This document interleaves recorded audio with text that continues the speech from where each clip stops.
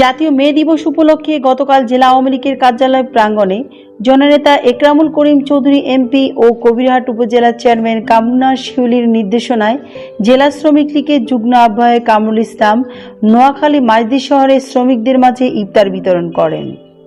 এ সময় আরও উপস্থিত ছিলেন জেলা শ্রমিক লীগের শীর্ষস্থানীয় নেতৃবৃন্দ। মানুষ মানুষের জন্যে, জীবন জীবনের জন্যে, একটু সহানুভূতি কি মানুষ পেতে পারে না?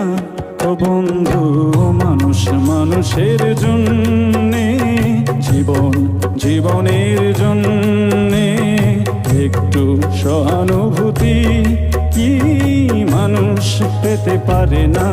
ও বন্ধু, মানুষ মানুষের জন্যে।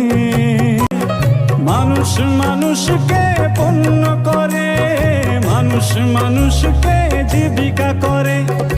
পুরনো ইতিহাস ফিরে এলে লজ্জা কি তুমি পাবে না? ও বন্ধু, মানুষ মানুষের জন্যে।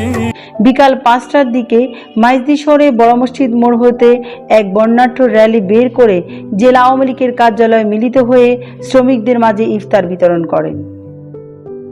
ইফতার বিতরণকালে শ্রমিক নেতা কামরুল ইসলাম বলেন, কেন্দ্রীয় নেতৃবৃন্দের অনুরোধ ক্রমে আমাদেরকে বলেছেন যে স্বল্প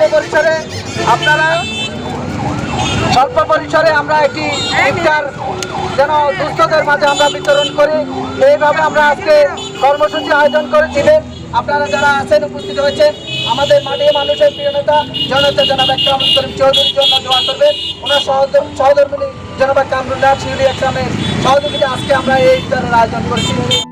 শেষে জেলা শ্রমিক লীগের সংক্ষিপ্ত আলোচনায় শ্রমিকদের অধিকার আদায়ে সবাইকে ঐক্যবদ্ধ হয়ে কাজ করার আহ্বান জানিয়ে মে দিবসের তাৎপর্য বর্ণনা করেন। আমরা নোয়াখালী জেলা শ্রমিক লীগ ঐক্যবদ্ধভাবে আজকে এই আয়োজন করেছি।